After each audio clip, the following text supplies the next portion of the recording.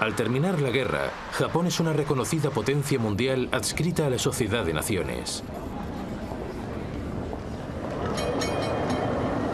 Pero desde el punto de vista político, ofrece un montón de contradicciones. Formalmente es una democracia, pero la tradición feudal sigue teniendo un gran peso. La mayoría de japoneses veneran a su emperador como un dios viviente y lo contemplaban como su auténtico líder. Y el país debe hacer frente a graves problemas económicos. Su población se dispara. Y no posee recursos naturales para abastecer de combustible a las industrias que se expanden a marchas forzadas. Los líderes del país necesitan soluciones y las detectan en la región china de Manchuria. Manchuria es una tierra con grandes y fértiles campos de cereal. Posee ingentes cantidades de carbón y de minerales. Es un objetivo perfecto. Las tropas japonesas ya están allí estacionadas. Otros eventuales objetivos son las colonias gobernadas por potencias europeas. Birmania, la península malaya y Hong Kong, controladas por Gran Bretaña. Indochina, gobernada por Francia, y las Indias Orientales holandesas. Pero en este escenario, Japón ha de obrar con cautela. No es cuestión de provocar a la otra gran potencia del Pacífico: Estados Unidos. Pese a sus consignas antiimperialistas, Estados Unidos controla de facto un imperio no oficial en el Pacífico. Las Filipinas, Guam y un puñado de islas se encuentran bajo su dominio directo. Sin duda posee la fuerza suficiente para hacer frente a Japón, pero desde el final de la Primera Guerra Mundial, el país está ocupado en otras distracciones. En el transcurso de los años 20, la nación se centró en la explotación de sus vastos recursos naturales. Tuvo lugar un boom económico que parecía no tener fin. Muchos hicieron fortuna, tanto en la industria como en el mercado bursátil. Con distracciones como esta, las tropelías crecientes de Japón en el Pacífico se antojan demasiado lejanas.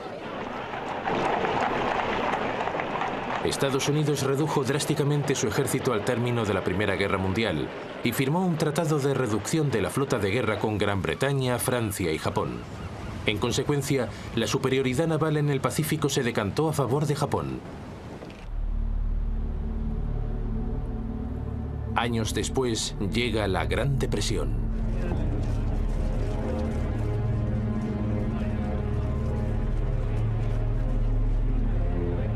Cuando el desastre económico se generaliza, la cuarta parte de la población pierde su empleo. Decenas de miles de personas se quedan sin hogar y deben alojarse en barracas.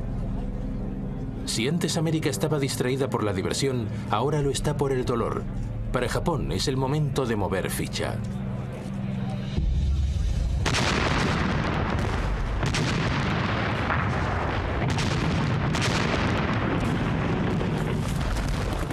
En 1931, sin tan siquiera haber informado a su gobierno legítimamente elegido, las fuerzas japonesas establecidas en Manchuria toman la capital, Mukden, y desde allí invaden el resto del territorio. Un estado títere, Manchukuo, es proclamado bajo un gobierno igualmente títere. Henry Puyi, el último emperador de la China, depuesto en 1911, es repescado de su retiro. Japón es declarado un paria universal, pero eso le importa poco. Sus dirigentes han puesto los ojos en ulteriores conquistas, en territorio chino. Se trata de presas fáciles. China es un estado sumido en el caos. El gobierno del generalísimo Chiang Kai-shek está enfrentado al Partido Comunista Chino, dirigido por Mao Zedong. El país está en guerra civil.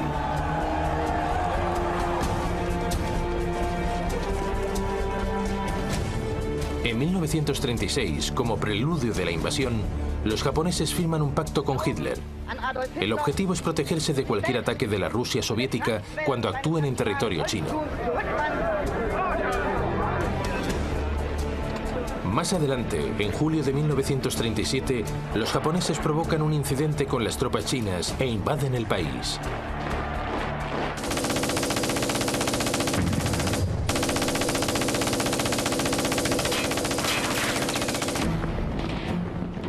Al principio, los chinos son cogidos por sorpresa. Pero enseguida oponen una feroz resistencia. Los comunistas luchan incluso junto al Kuomintang en un frente unido. Los japoneses responden con aparatosos desembarcos y a finales de 1937 ya han invadido extensas partes del norte de China y de la costa. Los japoneses llegan a atacar buques de guerra británicos y americanos que han sido enviados a la zona para proteger su comercio marítimo. El incidente más grave tiene lugar el 12 de diciembre de 1937. La cañonera estadounidense Panay es hundida por bombarderos japoneses. 50 tripulantes pierden la vida. Pese a todo, las potencias occidentales rechazan intervenir. La Sociedad de Naciones se revela impotente. En Estados Unidos, el presidente Roosevelt plantea imponer un bloqueo naval a Japón. It has become clear that acts and policies of nations in other parts of the world have far-reaching effects on us. Pero los británicos no quieren ni oír hablar de ello.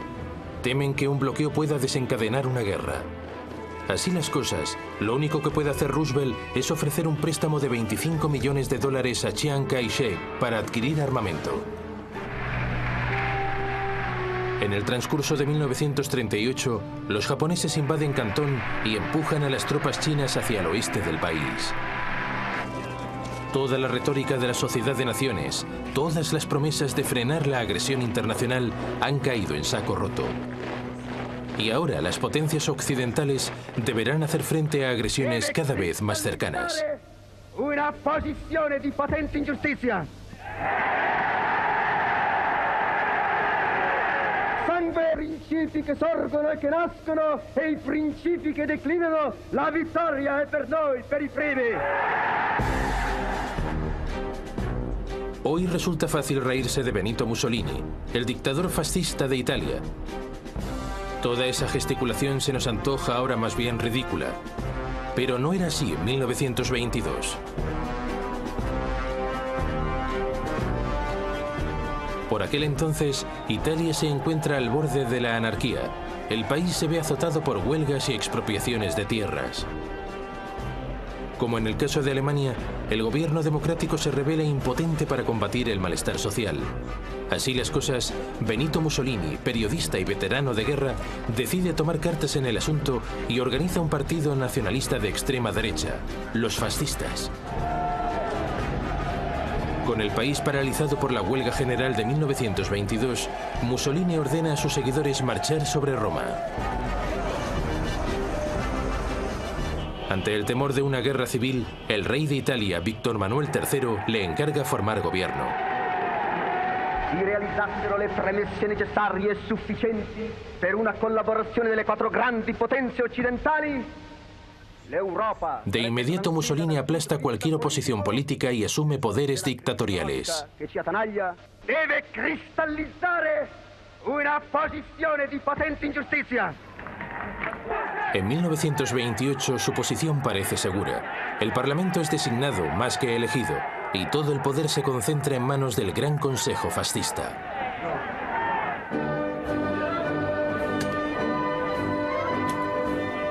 Como en el caso de Hitler, las primeras decisiones de Mussolini lo hacen inmensamente popular. Ambiciosos programas de obras públicas proporcionan empleo y transforman la infraestructura de Italia. La corrupción es arrancada de raíz y la mafia es más o menos eliminada. El ejército italiano se refuerza sustancialmente, entre otras cosas mediante la creación de unas fuerzas aéreas modernas y avanzadas. Cuando sobreviene la Gran Depresión, Italia parece capearla mejor que la mayoría de naciones. Mussolini se convierte en un referente universal. Numerosos dirigentes políticos, y entre ellos el propio Hitler, contemplan el sistema fascista como un modelo de gobierno fuerte y resuelto, en contraste con la debilidad de las democracias de Gran Bretaña y Francia. Pero Mussolini busca algo más que adulación. Aspira a recrear el Imperio Romano. y ya tiene en mente un objetivo para su primera adquisición imperial.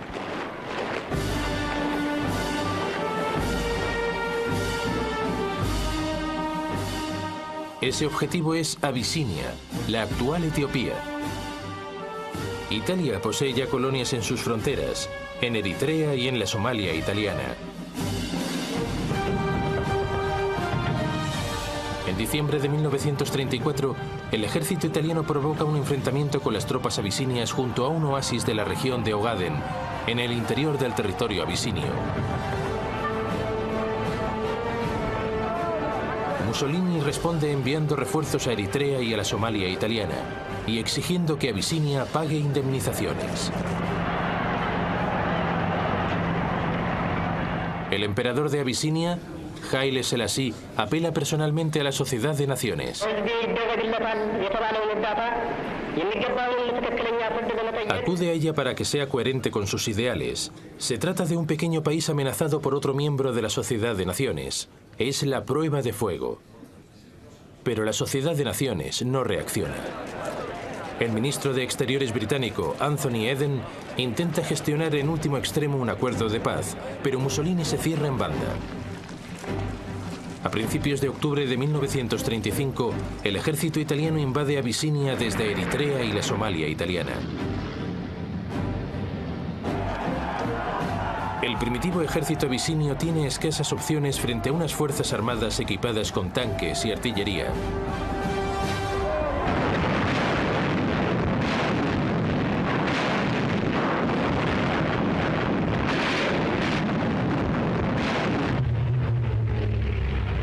La aviación italiana domina por completo el espacio aéreo y hostiga sin descanso a los abisinios.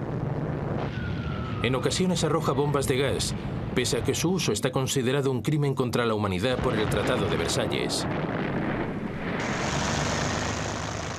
6 meses después, Abisinia está ocupada por completo. El emperador Haile Selassie se ve obligado a exiliarse. Pese a las numerosas bajas sufridas en el frente del oeste, Gran Bretaña acabó la Primera Guerra Mundial con un ejército de reclutas numeroso y muy efectivo.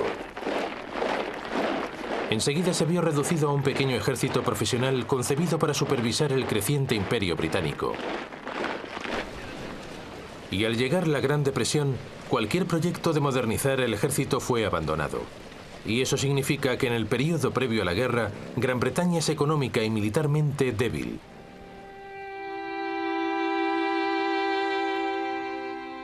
Las bajas francesas durante la Primera Guerra Mundial fueron aún mayores que las británicas. Siempre recelosa de los alemanes, Francia mantuvo un nutrido ejército de reclutas, pero el índice de natalidad disminuyó en el transcurso de los años 20. Estaba claro que tendría lugar un déficit de recursos humanos entre mediados y finales de los años 30. Ahora Francia es consciente de que no puede competir contra Alemania en cuanto a número de efectivos militares.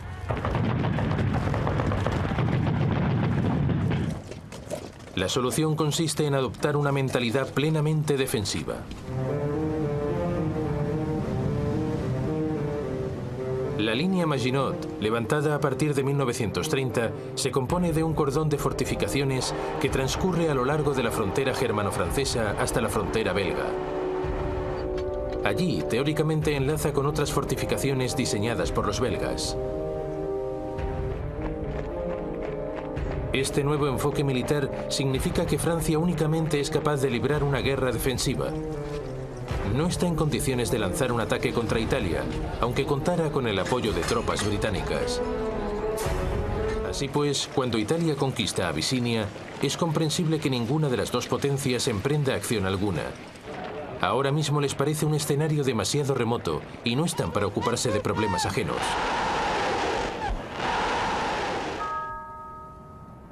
Por el momento ya tienen suficiente con enfrentarse a los traumas de la Gran Depresión. La presión resultaría excesiva y, sobre todo, ambos países se enfrentan ahora a una amenaza militar mucho más cercana.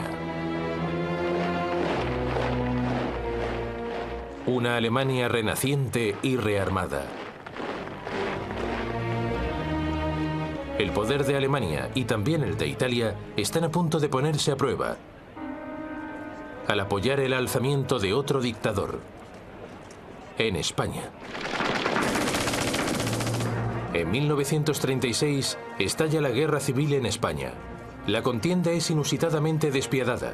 Se enfrentan familias contra familias, comunistas contra fascistas, ateos contra creyentes. En 1931 asciende al poder un gobierno de izquierdas decidido a acabar con la secular monarquía española. El rey es forzado a exiliarse y se declara una república.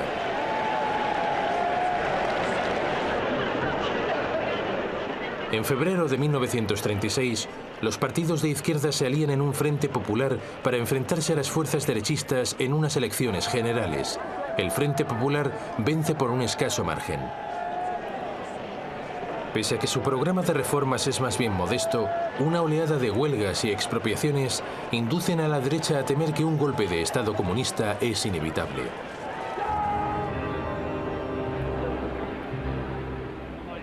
En el seno del ejército español, un bastión de la ideología católica y conservadora, los oficiales de alto rango comienzan a sopesar la viabilidad de un golpe de Estado. Entre estos se encuentra el general Francisco Franco, un antiguo jefe del Estado Mayor que ha sido exiliado de facto para comandar las Fuerzas Armadas españolas en las Islas Canarias. El 17 de julio de 1936, las unidades del ejército que combaten contra las guerrillas en la colonia española de Marruecos se amotinan. Al día siguiente, Franco huye para unirse a ellas, proclamando un nuevo movimiento nacionalista destinado a salvar a España del comunismo.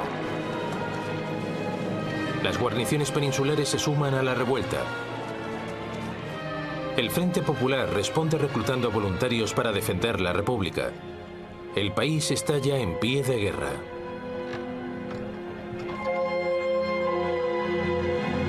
Franco topa con un problema inicial.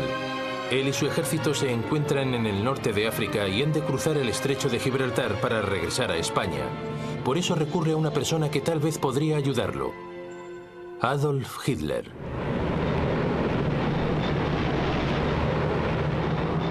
Antes de un mes, los aviones de transporte de la flamante Luftwaffe de Hitler ya han habilitado un puente aéreo para trasladar a los bregados veteranos de Franco hasta el sur de España.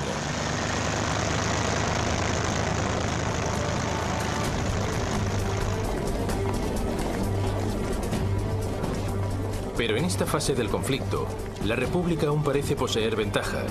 Los alzamientos militares a favor de Franco en Madrid y Barcelona han sido rápidamente aplastados, dejando la mayor parte del este del país bajo el control del gobierno republicano. Los nacionalistas de Franco, localizados mayoritariamente en el noroeste y en parte del sur de España.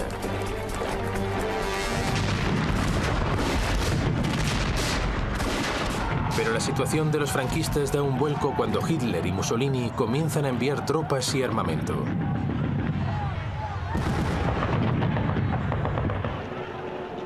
El dictador alemán aprovecha la oportunidad para poner a prueba sus nuevos pertrechos y sus dilatadas fuerzas armadas. Son enviados los primeros Panzer con cerca de 12.000 soldados. Y la Luftwaffe despliega su Legión Cóndor con sus ultramodernos bombarderos y aviones de combate.